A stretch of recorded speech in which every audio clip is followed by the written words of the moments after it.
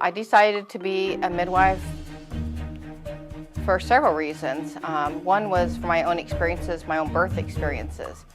But I named my company Dove Charity Home Birth Services because that's the name of my mother. And it was my way of giving back to my mother.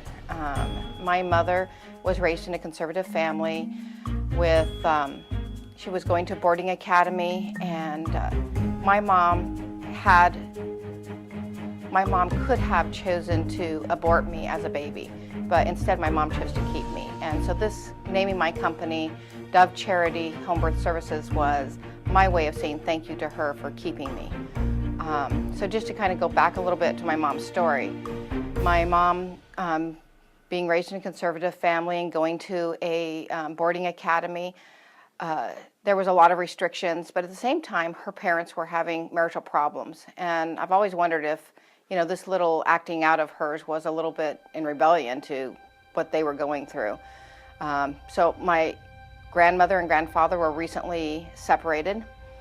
Before that, they were very active in their church. They sang together, they took part in the classes and Bible studies, but they were going through a really rough time. So I think that possibly this had an effect on the way my mom was acting.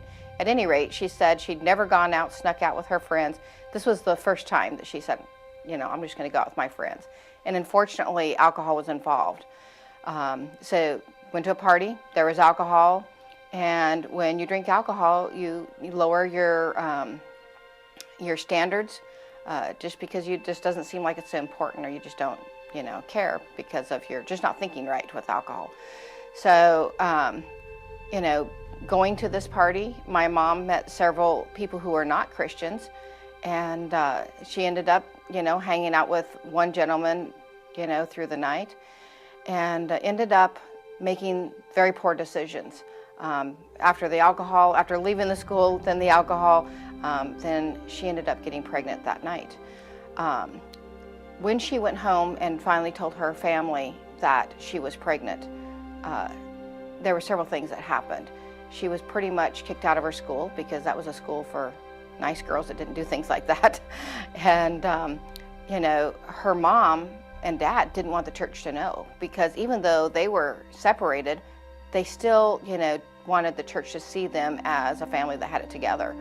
And so my grandmother, you know, you'd think a conservative family wouldn't even consider abortion, but this was about their name, you know, and it was very important back then to have a good name and to, you know, not have people perceive you as doing things that were not in accordance to the morals and values that you held up. So here they are, they have their daughter that's been, you know, they had struggles with their son, but here's their daughter, their prized daughter, and she's the one that comes home pregnant. And so Grandma basically suggested, you need to get an abortion. And my mom was shocked, like, what? No, I'm not going to do that. And she goes, you have to. You cannot, you know, the church will find out, everything.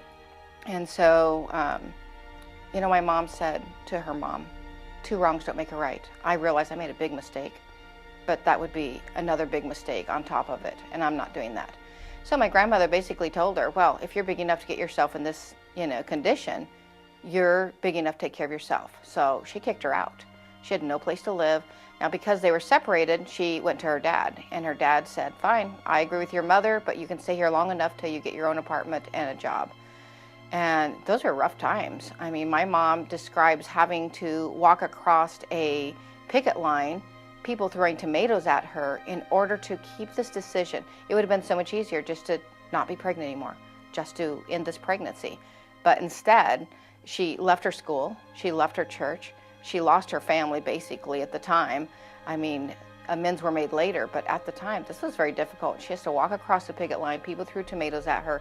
She describes later that they took toilet paper and toilet papered all the trees in front of their house, you know, for her walking across the picket line and getting a job so that she could keep this baby and that she got pregnant with. And I was quite a bit older when my mom finally told me this story. My mom didn't tell me the story until I was about 11 or 12.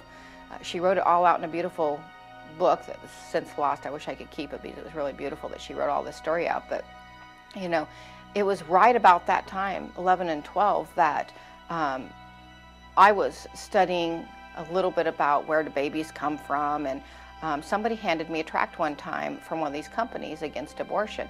And it was horrific to look at the little pictures of little baby parts that happened from the types of abortions that happen. And I just had this overwhelming, strong feeling that this was a horrible, horrible thing that someone could do to an unborn child. And that's when my mom told me, well, that's what Grandma wanted me to do, and I chose not to do it. And I've been so thankful to my mother. I mean, even if she'd given me up for adoption, I've been thankful to be alive. But the thought that she went through the very hard decision to keep me and to raise me, even though she didn't have a husband, she didn't have a father for me for a couple years. Finally, she did, marry a wonderful gentleman that's been my daddy for all my life, and I'm very thankful for that.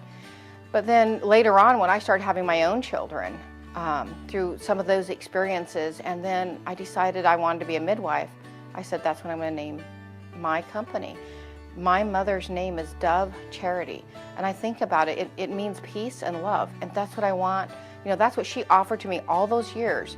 There were definitely some rough times, financially, but she offered me a peaceful and loving environment, and that's what I want to provide for my patients.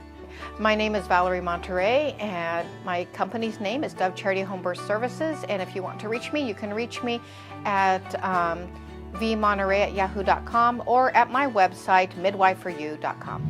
Remember to share what you're learning on social media. Visit and like us on Facebook. Visit and subscribe to the YouTube channel.